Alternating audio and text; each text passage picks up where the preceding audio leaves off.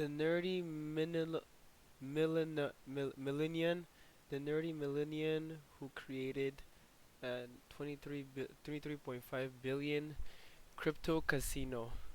2017, My two God. millennials named Ed Craven and Bijan That. Tarani created Stake, an online casino that operates using cryptocurrency. They didn't know it at the time, but their new startup would eventually become the largest offshore crypto casino in the world with an Whoa. estimated valuation of 23.5 billion, making them two of the youngest self-made billionaires on the planet. From Wow. their first time meeting playing video games online, to the controversial legal loopholes they grew their business from, to Wow. their genius and shady marketing strategies and more, the story of this duo and their company is nothing short of fascinating. But how did they even get the idea to start a crypto casino to begin with? Well, it all started back in 2010 when they were just 15 and 17 years old playing Yeah, 15 and 17. Too trim. RuneScape, but not just for the fun of it. They met on this game and quickly grew their friendship over their love of staking on it. Now, I don't know too much about RuneScape. I mean, I was too busy drooling over finding diamonds in Minecraft. But what's important for you to know is that staking in RuneScape is essentially when players bet on 1v1 fights in game. Ed and Bijan created their own sportsbook of sorts for these fights, taking real life money from people who wanted some action on these 1v1s. And it was actually profitable, but not for very long. They eventually were both banned from RuneScape because of their scheme, That's which tough. left them without their favorite video game and their favorite hobby. However, even though they got hit with the chopping block, they still became great friends through all of this, and their love for gambling on video games eventually led to the creation of their first business together. In February of 2013, Ed and Bijan, at just 18 and 20 years old, launched an online casino called Prime Dice, and it was very profitable. Surprisingly, the casino itself wasn't actually a casino, but rather just one game. The concept was simple. Players deposit cryptocurrency into their account and try to guess where a randomly generated number lands between 1 and 100. And based on how risky their bet is, the multiplier for their bet amount will increase or decrease accordingly. Is this bottom of the barrel degeneracy? Absolutely. But people were all over it. The day it launched, Ed and Bijan saw over $1 million in bets placed, and over the next few years, those bets continued to grow exponentially. And besides one exploit someone found in the game where they stole $1 million worth of Bitcoin, the duo's first casino game was a smash hit monetarily speaking, and more importantly, proved to them that there was a massive audience for online crypto casino games, which is when they realized they needed to expand quickly. In 2016, with a good chunk of change to his name from Prime Dice, Bijan flew out of his New York apartment to where Ed was living in Melbourne, Australia, and never went back. Shortly after, Ed impulsively purchased an office space where himself and Bijan worked on their new venture, EasyGo. In simple terms, EasyGo was going to be the company that would develop casino games for online casinos like Stake, which they started the following year. In typical startup fashion, Ed and Bijan moved as fast as they could to expand their team of developers to build out a ton of casino games for Stake, like roulette, slots, blackjack, you name it. Their office even resembled what a typical tech company looks like, with in-house baristas, chefs, big giveaways for employees, and even company boat cruises. Now, what I find most impressive about all of this was they were doing this when they were only 21 and 23 years old. I mean, shit, Wow. when I was that age, I was a bum in college, skipping class, and looking forward to my next bender. But anyway, these two young guys were getting really serious about launching a full-fledged crypto casino. I mean, they had the employees, a shit ton of money from Prime Dice, and the ambition to get Stake off the ground and roll. But there was just one massive problem in their plan. It was illegal to run an online casino in Australia. Since the inception of online gambling in the late 90s, they've always been against it, meaning casinos like Stake couldn't exist in the continent. So you're probably thinking, how in the hell were Ed and Bijan able to start not one, but two companies that solely focused on online gambling in a That's place crazy. where it had been banned for decades? Well, the answer lies in one remote island I guarantee you've never heard of. This is Curacao, a Dutch Caribbean island rich with marine life, beaches, pastel-colored architecture, and most importantly, extremely liberal gambling laws. Since the inception of online gambling, Curacao was the go-to spot for online gambling startups because they gave out gambling license like candy. Plus, they had overseas countries and territory status, 0% taxation on foreign-sourced income, 0% value-added tax, no sales tax or import duties, and no restrictions on the withdrawals of dividends. These amazing amazing benefits led to literally thousands of gambling operators obtaining gambling license from the island country, including our two boys from Australia. They set up a company incorporated in Curacao called Medium Rare NV and listed their company's address as a real place on the island, albeit an old shack, and snagged a license for themselves. Okay, so they have a gambling license based on some random island now. How does that help them not get bent over by the Australian government? Well, according to the Interactive Gambling Act, an Australian law that regulates online gambling companies were only legal if the gambling providers offered services to people in Australia. There was nothing in the law that said it was illegal to operate a foreign licensed casino from Australia. Case in point, the duo was allowed to run Stake and EasyGo from Australia as long as they didn't serve people in Australia or advertise there. And because Stake's online casino license was registered in Curacao, they were able to avoid any governing bodies from taking them down. And all the people of Australia, or anywhere really, had to do on their part to play on Stake was to download a VPN, set up their Stake account with an address not in Australia, and boom, they could punt away. And speaking of VPNs, if you're going to be chronically online these days, I hit up a crazy internet access.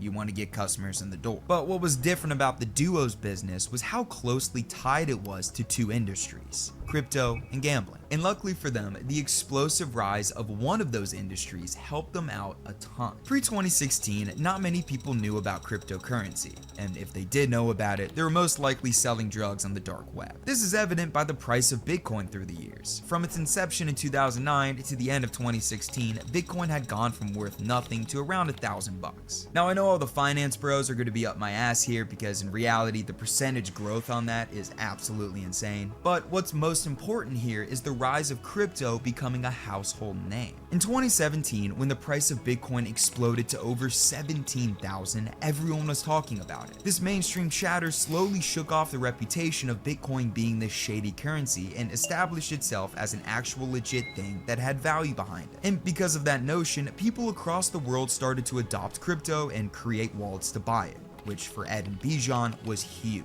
Now that hundreds of thousands of people were creating wallets and buying crypto, Stake had become more accessible to way more people because in order to use Stake, well, you needed to have a crypto wallet. The rise in their total addressable market led to Stake going from being a pretty niche website in the crypto community to a decently well-known platform reaching tens of millions of dollars in revenue by 2019. But even though more people were into crypto and knew about the site, Ed and Bijan weren't satisfied. After all, they wanted to accomplish a much bigger goal of making Stake a worldwide brand. And luckily for them, a worldwide pandemic hit just at the right time. Now, of course, I don't mean that in the way of people getting sick, but for the fact that everyone was forced inside. Millions of people crammed in their homes and apartments became bored as hell. Some people picked up new hobbies. Some people, like myself, opted to drink six-packs and run squads with the fellas. But what a hell of a lot of people did was watch their favorite streamers on Twitch. The amount of both streamers and viewers of Twitch nearly doubled during the pandemic, with 26.5 million users visiting the site daily, and the duo, being the young, savvy businessmen they were, saw a great opportunity. What if they paid streamers with large audiences to use their site in front of their millions of fans? And so, Ed and Bijan set off on their plan to reach a global audience that had nothing better to do than to stare at their screens.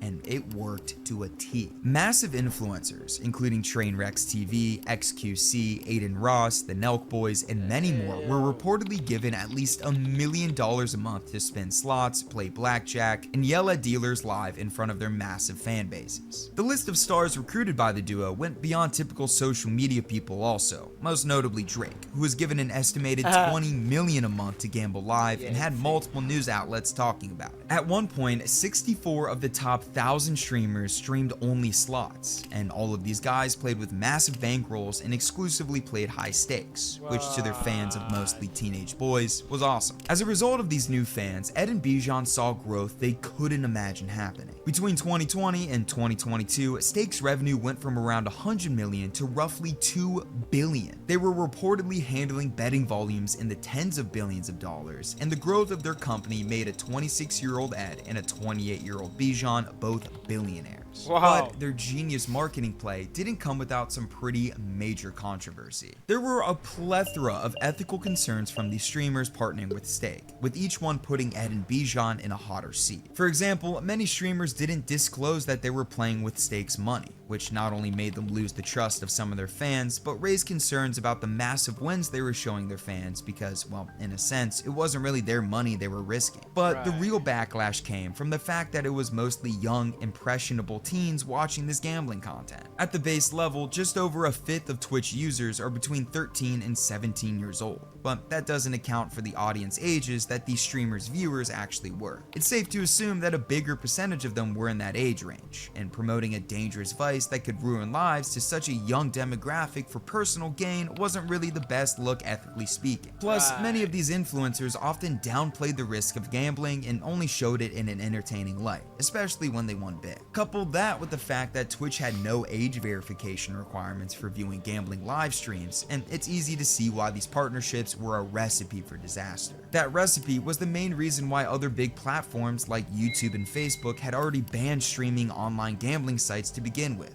So inevitably, Twitch was pressured from all angles to follow suit, and that pressure eventually made them buckle. In September 2022, Twitch announced that it was banning streamers from streaming Stake and similar crypto casinos, citing concerns about it being predatory behavior. This was a massive roadblock for Ed and Bijan's plan. They had just lost access to a huge part of their marketing strategy, a strategy they had proven to increase their business more than 20-fold. And even though they tried to combat the Twitch ban by launching their own streaming service Kick, they still needed to find a surefire way to stay relevant in front of millions of people. And the way they did that was a little more simple than you might think. Even though their main source of marketing essentially vanished into thin air, Ed and Bijan still had a massive war chest to use to their advantage, and the way they used it was through paid partnerships. They sponsored essentially anything that had a pulse and was willing to rep them, including a laundry list of soccer organizations, the UFC, Major League, and USA Cricket, among other organizations. These partnerships extended beyond teams and sports leagues into athletes as well, evident by their collabs with UFC fighters like Max Holloway, Alex Pereira, Israel Adesanya, F1 driver Pietro Fittipaldi, Argentinian soccer legend Sergio Aguero, and even porn actress Bonnie Blue. But their biggest and most hilarious partnerships were through social media. If you've been on any social network recently, I'm sure you've seen posts with this Stake watermark on it. This idea came from the minds of Ed and Bijan, who decided to pay content aggregators, who are basically accounts who repost viral images and videos, to slap their logo on these posts. It wasn't just a handful of these accounts either. There were literally so many of these watermarked videos and images being posted that it became a meme in itself, which honestly was best case scenario for the duo. And despite once again their marketing play receiving backlash, mainly for violating some social platforms' rules on gambling advertisements, Ed and Bijan had hit a record amount of revenue thanks to their sponsorships. $4.7 billion in 2024. All in all, Stake was now worth around $23.5 billion as a company, and the duo had fulfilled their goal of growing Stake into a worldwide brand. While doing so, they had become two of the youngest self-made billionaires in the world, and all that was left to do was to enjoy their newfound riches. Ed went on to buy about as many properties as I have phone chargers, including a beautiful $38.5 million mansion in Melbourne, a record-breaking $80 million property near that mansion, 2 more homes for a combined $76 million, and multiple top floor penthouses. He also drives sexy cars, helped his parents purchase a Jamaica Blue Cafe franchise, and enjoys front row seats at NBA games and tennis tournaments. Bijan also let loose a little bit with a small purchase of $47 million for a Manhattan townhouse that was previously owned by David Rockefeller. Yes, that Rockefeller. And as for their baby, Stake is now considered the 7th largest gambling group and largest online crypto casino in the world, available in over 100 countries and continuing to do billions in revenue. Now, something else you should continue to do is watch this video that YouTube thinks you'll enjoy. And entertaining video, that's crazy. 7th biggest gambling site. Hello. I'm going hard, I need